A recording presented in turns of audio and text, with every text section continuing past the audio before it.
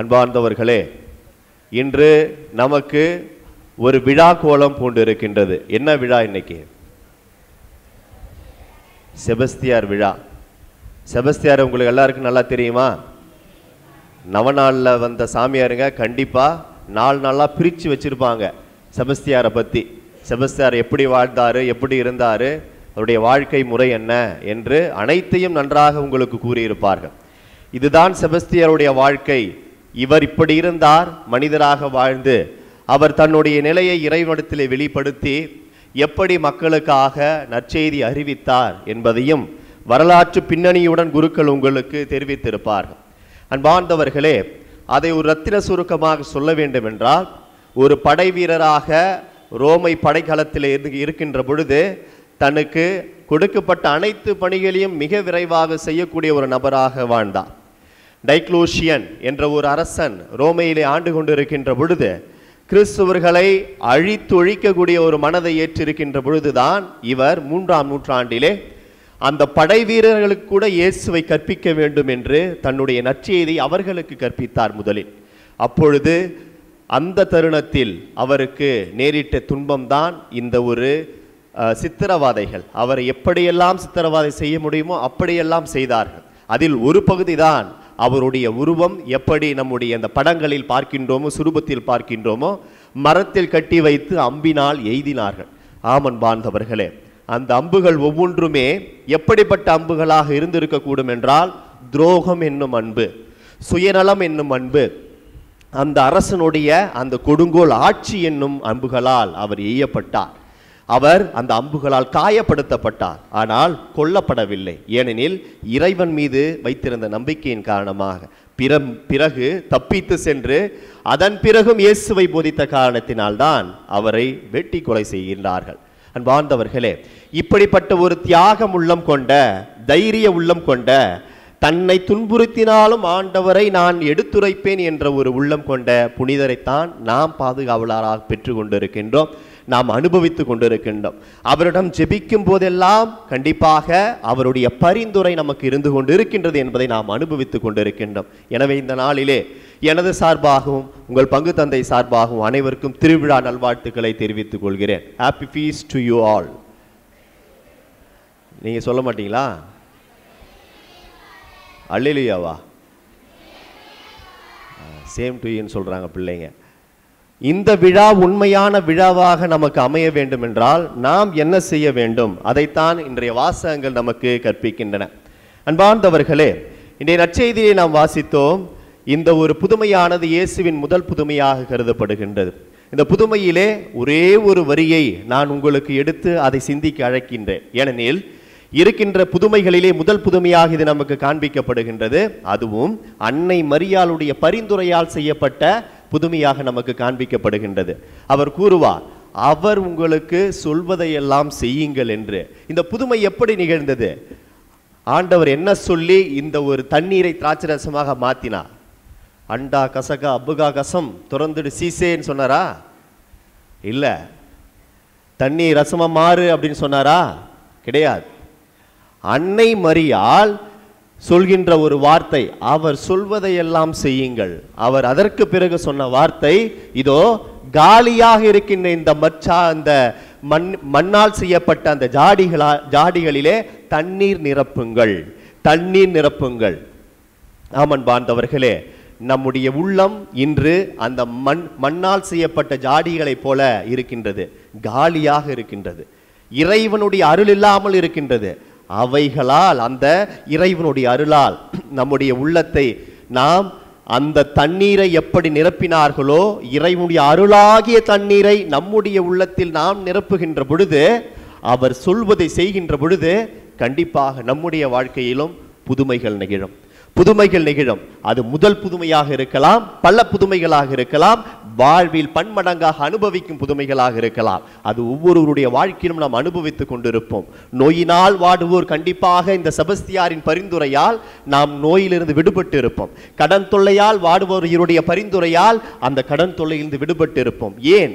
ஏனெனில் அன்று அவர் இறப்பதற்கு முன்பாக, செபஸ்தியார் இறப்பதற்கு முன்பாக ஆண்டவர் சொன்னது அனைத்தையும் செய்தார். எனக்காக உன் உயிரை கொடுக்க கூட நீ தயங்க கூடாது என்ற ஒரு வார்த்தையை அவர் தனது வாழ்க்கையில ஏற்று வாழ்ந்தார்.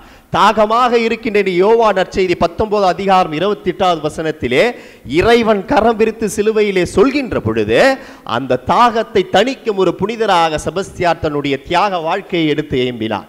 ஆமன்பார்ந்தவர்களே, இவற்றையெல்லாம் அவர் செய்த காரணத்தினாலும் இறைவன் இயேசுவின் வார்த்தைகள் அனைத்தையும் வாழ்க்கையில் வாழ்ந்து காட்டிய காரணத்தினால்தான் மனிதராக இருந்த அவர் இன்று நம்மிடையே புனிதராக போற்றப்படுகின்றார். அன்பார்ந்தவர்களே, இறைவன் சொன்னதையெல்லாம் செய்த அவர் இன்று நம்மையும் அதே இறைவன் சொல்வதை செய்ய சொல்கின்றார். ஆனால் இந்த உலகம் நம்ம கண்டிப்பாக அந்த இறைவன் சொல்வதை மட்டும் செய்ய விடாது. ஏனெனில் சூழ்நிலைகள், சூழ்ச்சிகள், சோதனைகள், தந்திரங்கள் அனைத்துமே நம்மை மூழ்கடித்து கொண்டிருக்கின்றன.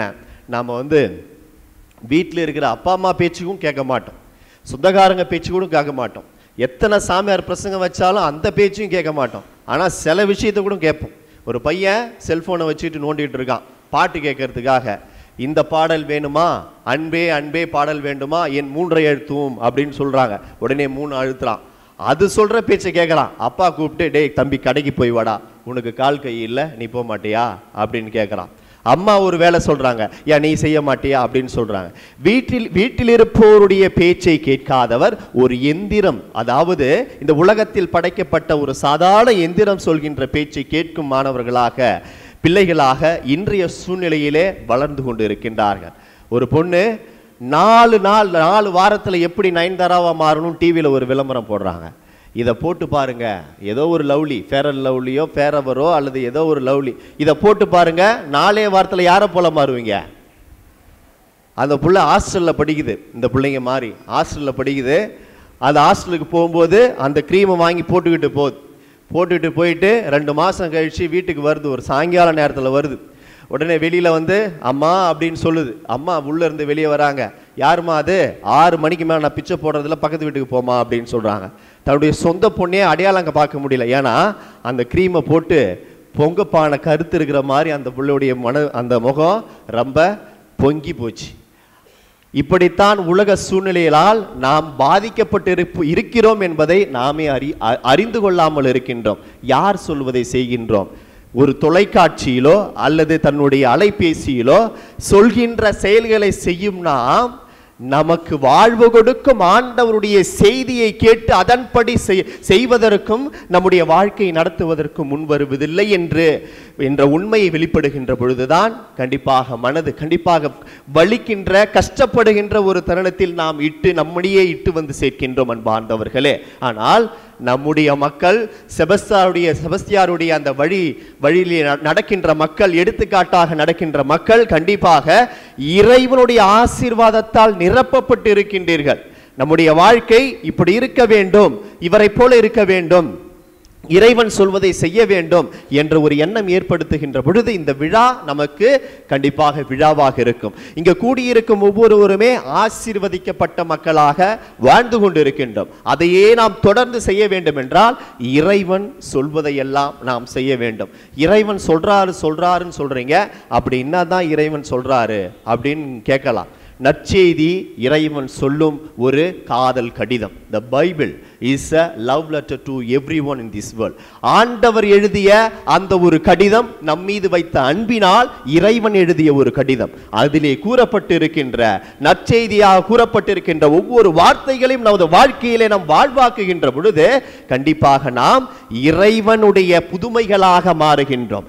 இறைவன் நம்முடைய வாழ்க்கையிலே புதுமைகளை செய்கின்ற இறைவனாக இருக்கின்றார். அதை அனுபவிக்கும் மக்களாக மாறுகின்றோம். மார்க்கு நற்செய்தி 1ஆம் அதிகாரம் 15ஆம் வசனத்திலே வாசிக்கின்றோம், மனம் திரும்பி நற்செய்தியை நம்புங்கள், மனம் திரும்பி நற்செய்தியை நம்புங்கள் என்று.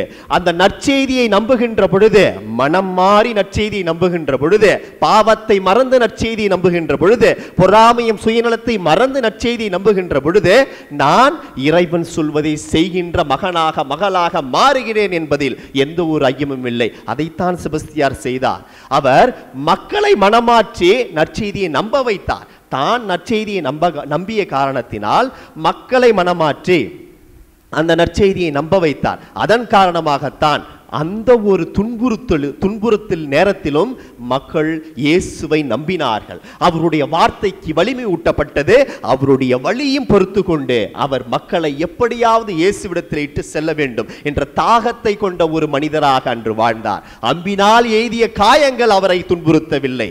அன்பினால் எய்திய காயங்களும் துரோகங்களும் அவரை துன்புறுத்தவில்லை. ஏனெனில் அவர் நற்செய்தியை போதித்தார். நற்செய்தியினால் மக்களின் மனங்களை மாற்ற துடித்துக் கொண்டிருந்த அவருடைய இதயத்திற்கு இறைவன் அளித்த பரிசுதான் அந்த புனித தன்மை. அன்பார்ந்தவர்களே, அந்த நற்செய்தியை நாம் எப்படி வாழுகின்றோம், மக்களுக்கு அறிவிக்கின்றோம். கண்டிப்பாக இந்த காலகட்டங்களிலே நம்ம போய் நின்று நம்ம இந்திரா காந்தி சிக்னல்லையோ ராஜீவ்காந்தி சிக்னல் நின்று இயேசு வாழ்க அல்லேலூயா பிரைஸ் தி லார்ட்லாம் சொல்ல முடியாது. என்ன பண்ணுவாங்க? கன்வர்ஷன் பண்றாங்கன்னு சொல்லிட்டு நம்மள போலீஸ்ல பிடிச்சிட்டு போயிடுவாங்க. இப்படி கேஸ் போட்டு ஏதாவது பண்ணுவாங்க. ஆனால் நம்முடைய வாழ்க்கை முறையிலே, மக்களுக்கு எடுத்துக்காட்டான வாழ்க்கை முறையிலே நாம் நற்செய்தியை வாழ்ந்து காட்ட முடியும்.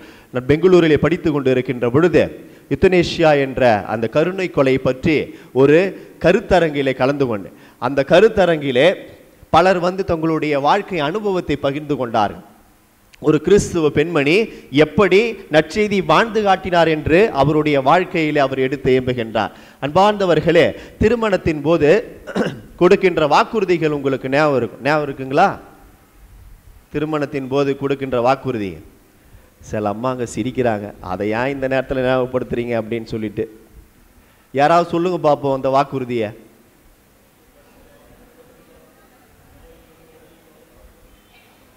ஃபாதர் ரொம்ப வேகமா சொல்றாரு உங்களை விட. யாராவது சொல்லுங்க பார்ப்போம். இன்பத்திலும் துன்பத்திலும். நீங்களாம் அவசரப்படக்கூடாது, அமைதியா இருங்க. சொன்னவங்கள சொல்ல நீங்களாம் சொல்றீங்க. சரி, அவங்களாம் வெக்கப்படுறாங்க. இன்பத்திலும் துன்பத்திலும் உடல் நோயிலும் உமக்கு பிரம்மாணிக்கமாக இருந்து வானனெல்லாம் மதிக்கவும் நேசிக்கவும் அன்பு செய்யும் வாக்களிக்கிறேன் என்று கூறுவார்கள். அந்த வாக்குறுதியை அவர்கள் அந்த இடத்திலே ஞாபகப்படுத்தினார்கள். ஏனென்றால் அவரிடம் ஒரு கேள்வி கேட்கப்பட்டது. ஒரு கணவர், அவருடைய கணவர் கிட்டத்தட்ட பல வருடங்களாக வாதத்தினால் அவதியுற்று கொண்டிருக்கின்றார். அந்த பேரலைஸ்ட், அவருடைய கால் வரவில்லை, காலும் கை இரண்டுமே வரவில்லை. அவரால் நடக்க முடியாது, அவரால் சரியாக பேச முடியாது.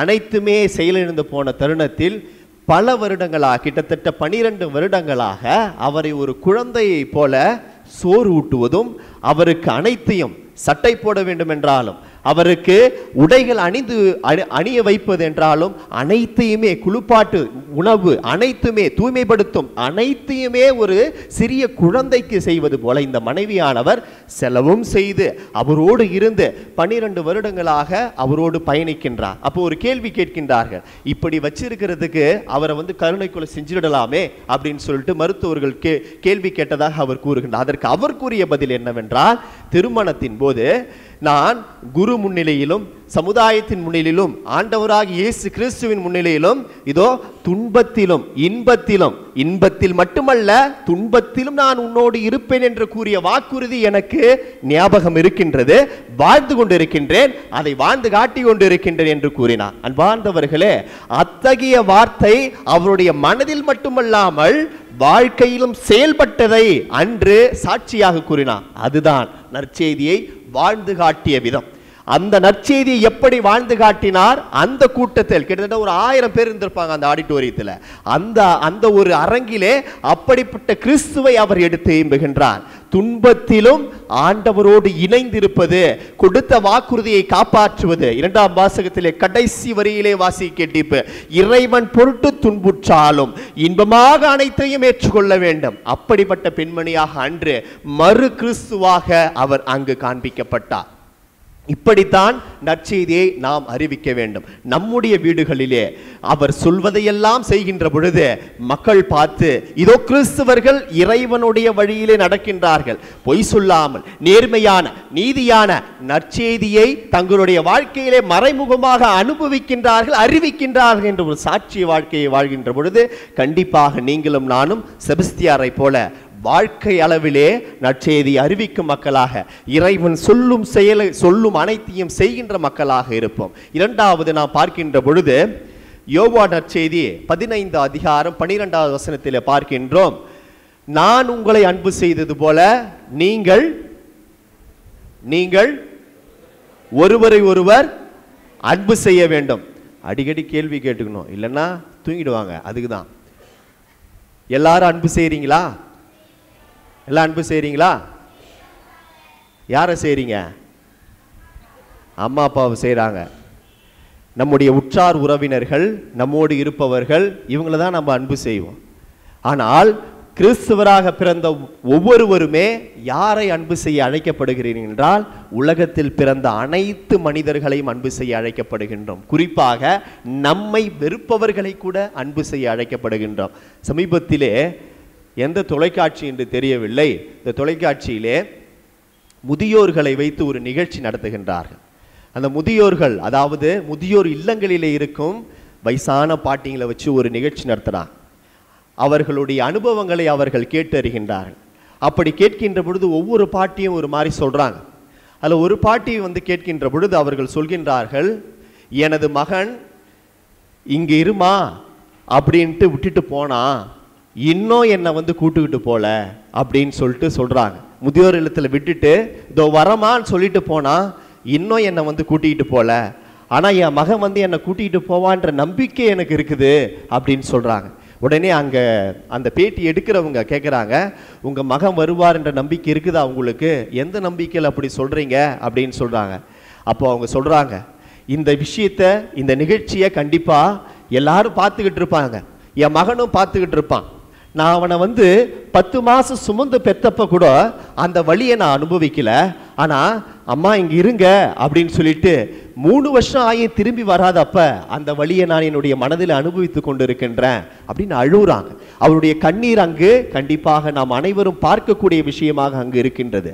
அந்த கண்ணீருக்கு அவர் சொல்லும் பதில், என்னுடைய அழுகையை என்னால் இங்கு சரி செய்ய முடியவில்லை, இருந்தாலும் நான் பெற்ற மகன் என்றாவது ஒரு நாள் என்னை எப்படி விட்டு சென்றானோ அப்படியே கூட்டி கொண்டு போவான் என்ற நம்பிக்கையில் இதுவரை உயிரோடு வாழ்ந்து கொண்டிருக்கின்றேன். அவங்க மகனுக்கு ஒரு விஷயம் சொல்றாங்க, மகனே நீ விட்டுட்டு போன, நீ கூட்டுக்கிட்டு போவன்னு எனக்கு தெரியும், எனக்கு வீட்டில் முதன்மை இல்லை, ஒரு ஓரத்தில் ஒரு இடத்த கொடுத்து சாப்பாடு கொடுத்து அங்கே உட்கார வச்சுட்டா போதும், யாருக்குமே தொல்லை கொடுக்க மாட்டேன், உனக்கோ சரி உன் மனைவிக்கோ சரி பிள்ளைகளுக்கோ தொல்லை கொடுக்க மாட்டேன் அப்படி என்று அவர்கள் தன்னுடைய நிலையை வெளிப்படுத்துகின்றார். இது ஒரு தாயின் அன்பு. அந்த தாயின் அன்பை மறந்த மகன் ஒரு பக்கம், அந்த அன்பை தாங்கி கொண்டு அந்த அன்பை உலகிற்கு வெளிப்படுத்தும் தாய் இன்னொரு பக்கம். இதுதான் அன்பார்ந்தவர்களே, உறவிலே நாம் அன்பை மறந்து கொண்டிருக்கின்றோம். உற்றார் உறவினர்கள், முதலிலே நம்முடைய அன்பு எங்கு ஆரம்பிக்க வேண்டும்? அது குடும்பத்தில். Everything has its root in the family. Family is called a small society here. நம்முடைய குடும்பம் தான் ஒரு சிறிய சமுதாயம். அந்த சமுதாயத்தில் தான் நம்முடைய அன்பு முதலிலே வெளிப்பட வேண்டும். எனது தாய்க்கும் எனது தந்தைக்கும் எனது பிள்ளைக்கும் எனது உற்றார் உறவினர்களுக்கும் அந்த அன்பு முதலிலே காண்பிக்கப்பட வேண்டும். அந்த அன்பை சமுதாயத்தில் இருக்கும் என்னுடைய சகோதர சகோதரிகள் ஒவ்வொருவருக்கும் காண்பிக்க வேண்டும். இறைவன் இயேசு அந்த அன்பை நம்மிடத்தில் செலுத்திய காரணத்தினால்தான் காயங்களோடு அன்று சிலுவை சாவை ஏற்றார். அன்பார்ந்தவர்களே, இதோ அந்த தாயின் கதறல்களும் கண்ணீரும் நம்முடைய கண்முன்னே இருக்கின்ற பொழுது நாம் ஒவ்வொருவரும் நினைத்து பார்க்க வேண்டியது, நம்முடைய பெற்றோர்களை, நம்முடைய உற்றார் உறவினர்களை, நம்முடைய சகோதர சகோதரிகளை, இதோ உதவி என்று யாராவது நம்மிடம் வருகின்ற பொழுது அவர்களுடைய நிலையை ஏற்று அவர்களை அன்பு செய்யும் மக்களாக மாற வேண்டும். இறைவன் சொல்கின்றார், நான் உங்களை அன்பு, நீங்கள் மற்றவரை அன்பு செய்யுங்கள் என்று. செய்வோமா என்று நினைத்து பார்ப்போம். செய்தால் கண்டிப்பாக நாம் இந்த விழாவை விழாவாக சிறப்பிப்போம். செபஸ்தியார் மற்றவரை அன்பு செய்த காரணத்தினால்தான் அத்தகைய துன்பங்கள் அனைத்தையும் தாங்கிக் கொண்டார். அடுத்து பார்க்கின்ற பொழுது யோவான் நற்செய்தி 13 அதிகாரம் 1-20 வசனங்களிலே பார்க்கின்றோம். இறைவன் இயேசு மிக அழகாக, குறிப்பாக யாரெல்லாம் சேவை பணியில் ஈடுபட்டு இருக்கின்றார்களோ அவர்கள் அனைவருக்குமே இது ஒரு எடுத்துக்காட்டான வசனமாக இருக்கின்றது. இறைவன் இயேசு ஒரு துண்டை இடுப்பிலே கட்டி கொண்டு தன்னுடைய அந்த நிலையை கூட மறந்து, இறைவன் என்ற நிலையை மறந்து, ஏன் அவர்களுக்கெல்லாம் தலைவர் என்ற நிலையை மறந்து, போதகர் என்ற நிலையை மறந்து அவருடைய கால்களை கழுவுகின்றார். கழுவுகிறார். சீடர்களுடைய அந்த கால்களை கழுவுகின்றார். அன்பார்ந்தவர்களே, அக்காலத்திலே யூத குலத்திலே யார் காலை கழுவுகின்றார்களோ, பாதங்களை கழுவுகின்றார்களோ, அவர்கள் அடிமை என்று அழைக்கப்பட்டார்கள். இறைவன் அடிமைத்தனம் பூண்டதை அன்று வெளிப்படுத்துகின்றார். ஆனால் அதனுடைய ஹைலைட் எங்கு வந்து நிற்கிறது என்றால், நாம் பார்க்கின்றோம் அந்த வசனத்திலே 15ஆம் வசனத்திலே பார்க்கின்றோம். 13ஆம் அதிகாரம் 15வது வசனத்திலே கூறுகின்றார், நான் இப்போது செய்ததை போல நீங்கள் செய்ய வேண்டும் என்று அவருடைய சீடர்களுக்கு கூறுகின்றார். நான் இப்பொழுது செய்தது போல நீங்கள் செய்ய வேண்டும் என்று கூறுகின்றார். அன்பார்ந்தவர்களே, இக்காலகட்டங்களில் அப்படி வாழ்ந்து கொண்டு இருக்கின்றோமா? சீடர்கள் என்றால் கிறிஸ்துவர்கள் ஒவ்வொருவருமே இன்று சீடர்களாகத்தான் இருக்கின்றோம். நாம் பணிவிடை பெற அன்று பணிவிடை புரிய வந்திருக்கின்றோம் என்பதை மறந்துவிடக் கூடாது. பணிவிடை புரிய வந்திருக்கின்றோம். இறைவன் இயேசு எப்படி தன்னுடைய வாழ்நாள் முழுவதும் மக்களுக்காக தியாகம் செய்து வாழ்ந்தாரோ, நமக்கு இருக்கிற அலுவல்கள் அனைத்தையும் தாங்கிக் கொண்டு அந்த அலுவல்களிலும் நம்மால் முடிந்த உதவியையும் பணியையும் மக்களுக்கு செய்ய வேண்டும். அதுதான் உண்மை பணியாக இங்கு காண்பிக்கப்படுகின்றது. அன்பார்ந்தவர்களே, இவற்றையெல்லாம் நாம் செய்கின்ற பொழுது, நற்செய்தியை போதிக்கின்ற பொழுது, அன்பு செய்கின்ற பொழுது, பணிவிடை செய்கின்ற பொழுது, இறைவன் நம்மை எப்படி மேன்மைப்படுத்துவார் என்று முதல் வாசகத்திலே கூறப்பட்டிருந்தது. முதல் வாசகத்திலே பார்த்தோம் என்றால் 2 வார்த்தைகள் கூறப்பட்டிருக்கும். அதாவது, உன்னை நான் அழிவிற்கு விட மாட்டேன், இனிமேல் உன்னை ஒரு புதிய மக்களினமாக மாற்றுவேன். 2 வார்த்தைகளை கூறியிருப்பார் எசாயா இறைவாக்கினர். ஒன்று எப்சிபா என்று கூறியிருப்பார், இன்னொன்று பியோலா என்று கூறியிருப்பார். 2 வார்த்தைகளுக்கு அர்த்தம் என்ன? எப்சிபா பியோலா அப்படின்ற அர்த்தம் என்ன? எப்சிபானா எங்க பக்கத்து வீட்டு பொண்ணு, பியோலானா எதிர் வீட்டு பொண்ணுன்னு சொல்லாதீங்க.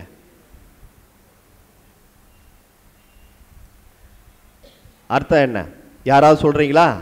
அப்படி சொல்லிட்டீங்கன்னா 100 ரூபாய் வச்சிருக்கிறேன் நான்.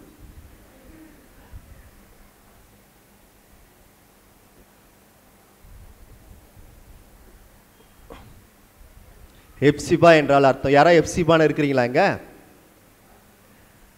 யாரும் இல்லையா? பரவாயில்ல, தப்பிச்சிங்க. அன்பார்ந்தவர்களே, இந்த 2 வார்த்தைகளும் எதை குறிக்கிறது என்றால், பழமையை மறந்து ஒரு புதிய அத்தியாயத்தில் நுழையக்கூடிய ஒரு சக்தியை குறிக்கின்றது. எப்சிபா என்று கூறுகின்ற பொழுது, இறைவன் உன்னை நான் வாழ்கின்றவராக மாற்றுகின்றேன், the living being. எப்சிபா என்று கூறுகின்ற பொழுது, உன்னை அழியும் தளத்திலிருந்து மீட்டெடுத்து உன்னை வாழ்கின்ற மக்களாக மாற்றுகின்றேன், உன்னை இனத்தை மாற்றுகின்றேன் என்று எசாயா இறைவாக்கினர் கூறுகின்றார். பியூலா என்று கூறுகின்ற பொழுது, உன்னை நான் கண்டிப்பாக பலமுறை பலமுள்ள சக்தியுள்ள ஒரு மக்களினமாக மாற்றுகின்றேன் என்று கூறுகின்றார். ஆக இப்படியெல்லாம் இறைவன் சொல்வதை நாம் செய்கின்ற பொழுது நாம் எப்படி மாற்றப்படுகிறோம் என்றால், பலமுள்ளவர்களாக, சக்தி உள்ளவர்களாக, புதிய மக்களினமாக மாற்றப்படுகின்றோம். அதற்கு தேவையான சக்திகள் அனைத்தையும் இறைவன் தூய ஆவியின் வரங்களாக நமக்கு பொழிந்து கொண்டு இருக்கின்றார். அன்பார்ந்தவர்களே, இவை அனைத்தையும் கேட்ட நாம் இறைவனுடைய வார்த்தையை கேட்டு அப்படியே செய்வதற்கு முன்வருகின்றோமா என்ற சிந்தனையை இன்று செபஸ்தியாரின் இந்த விழாவிலே நாம் ஏறெடுக்க வேண்டும். ஏனெனில் செபஸ்தியார் தன்னுடைய வாழ்க்கையிலே ஒவ்வொரு நாளிலும் இறைவன் சொல்வதை செய்தார். இறைவன் சொல்வதை அப்படியே செய்தார். பல புதுமைகள் அங்கு நிகழ்ந்தன.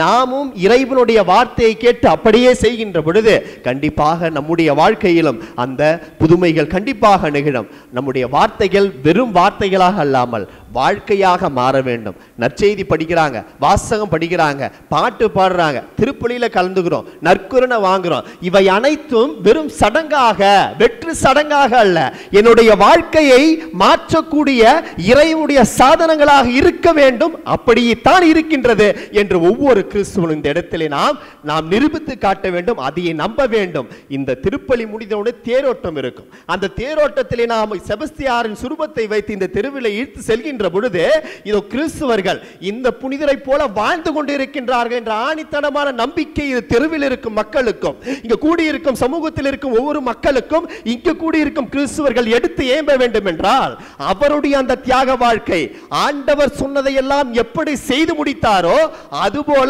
ஒவ்வொரு கிறிஸ்துவும், நீங்களும் நானும், சிறு பிள்ளை முதல் வயதானவர் வரை அனைவருமே, குடும்பத்தில் இருக்கும் சிறு பிள்ளை முதல் தந்தை வரை, தாய் வரை அனைவருமே எடுத்து ஏம்ப வேண்டும். அவர் சொல்வதையெல்லாம் என்ன சொன்னார்? அன்பு செய்யுங்கள் என்று சொன்னார், நற்செய்தியை போதியுங்கள் என்று சொன்னார், பணிவிடை புரியுங்கள் என்று சொன்னார். இவற்றையெல்லாம் நான் செய்கின்றேனா, அப்படி செய்கின்றேனா என்று யோசித்து பார்க்கின்ற பொழுது ஒவ்வொருவருக்கும் அவர்களுடைய மனதிலே தீர்க்கமான பதில் இருக்கும், தீர்க்கமான பதில் இருக்கும். இப்படி நாம் யோசித்து பார்க்கின்ற பொழுது இந்த தேரோட்டத்திலே அவர் செபஸ்தியாரோடு பயணிக்கின்ற பொழுது என்னுடைய வாழ்க்கை அவருடைய வாழ்க்கையை போல மனிதனாக வாழ்ந்து கொண்டிருக்கின்ற என்னை போல வாழ்ந்த மனிதர் அவர், என்னை போல வாழ்ந்த மனிதர் அவர். அவருடைய அந்த உடலிலே குத்தப்பட்ட அம்புகள் ஒவ்வொன்றும் சுயநலம், பொறாமை, காழ்ப்புணர்ச்சி ஆகிய அம்புகளாக இன்று நம்முடைய கண்ணுக்கு தெரிகின்றன. ஆனால் இறைவனை அவர் விடவில்லை, இறைவனை அவர் விடவில்லை. அவர் அன்று அம்பினால் எய்யப்பட்ட பொழுது ஒரு மரத்தின் பின்னால், அதாவது மரம் பின்னால் இருக்கும். அந்த படத்துல சுரூபத்தில் பார்த்திருப்பீங்க, ஒரு மரம் பின்னால் இருக்கும். ஒரு இறையியல் மிக அழகாக கூறுவார், அன்பார்ந்தவர்களே, நீங்கள் இந்த உலக சக்திகளால் அம்புகளால் எய்யப்படுகின்ற பொழுது இறைவன் என்னும் மரத்தை பிடித்து கொள்ளுங்கள், இறைவன் என்னும் மரத்தை பிடித்து கொள்ளுங்கள், அப்பொழுது நீங்கள் தாக்காமல் நீங்கள் தாங்கப்படுவீர்கள் என்று. ஆமன் பார்ந்தவர்களே, எப்பொழுது இறைவனை நாம் பிடித்து கொண்டிருக்கின்றோமோ, இறைவன் சொல்வதை செய்கின்றோமோ, வாழ்கின்றோமோ, கண்டிப்பாக எந்த ஒரு அம்பும் இந்த உலகத்தில் இருக்கும் தீமை என்னும் அம்புகள் கண்டிப்பாக நம்மை தாக்க முடியாது என்ற நினைப்போடு நம்முடைய வாழ்க்கையை நான் நகர்த்துகின்ற பொழுது, அவருடைய வார்த்தைகளிலே உண்மை இருக்கின்ற பொழுது ஆண்டவரை முழுவதும் அனுபவிக்கும் மக்களாக கண்டிப்பாக மாறுவோம். இந்த விழா உண்மையான விழாவாக மாற வேண்டுமா? நாம் இறைவன் சொல்வதை எல்லாம் செய்வோம், புதுமைகளை அனுபவிப்போம், புதுமைகளை நம்முடைய வாழ்க்கையிலே அனுபவிப்போம். இருக்கின்ற துன்பங்கள், கஷ்டங்கள், கண்ணீர் அனைத்தையும் அந்த புனிதரின் பாதத்திலே காணிக்கையாக்குங்கள், அனைத்தையும் காணிக்கையாக்குங்கள். இதோ எனது கண்ணீர், இதோ எனது கஷ்டம், இதோ எனது துன்பம், இதோ எனது கடன் தொல்லை, இதோ எனது நோய் என்று அவருடைய பாதத்திலே காணிக்கையாக்குங்கள். உங்கள் கண்ணீரை களிப்பாகும், துன்பத்தை இன்பமாகக்கூடிய சோதனைகள் சவால்களாகவும், சவால்களை சாதனையாக மாற்றும் வல்லமை அவருடைய பரிந்துரையில் இருக்கின்றன. அன்பார்ந்தவர்களே, இதை எண்ணியவர்களாக நம்முடைய உள்ளத்தில் இருக்கும் அனைத்தையும் கொட்டி ஆண்டவரிடத்திலே வேண்டுகின்ற பொழுது அனைத்தும் புதுமைகளாக நம்முடைய வாழ்க்கையிலே இன்றே நடக்கக்கூடிய வல்லமை நிகழ்த்தி காட்டுவார். ஆமன் பார்ந்தவர்களே, புனித செபஸ்தியார் இறைவன் சொன்னதையெல்லாம் செய்தார், மனிதன் புனிதரானார். நாம் இறைவன் சொல்வதையெல்லாம் செய்வோமா?